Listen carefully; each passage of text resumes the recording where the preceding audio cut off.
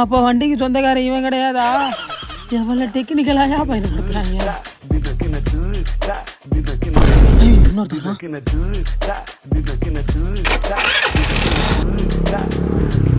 சரி, கொஞ்சம் கொடுத்துருந்தா நம்ம வண்டி ஓட்டிருக்கலாம்.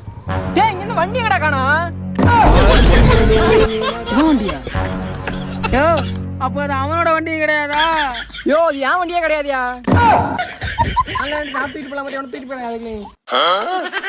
எங்கே செல்லும் இந்த பாதை யாரோ யாரோ அறிவார்.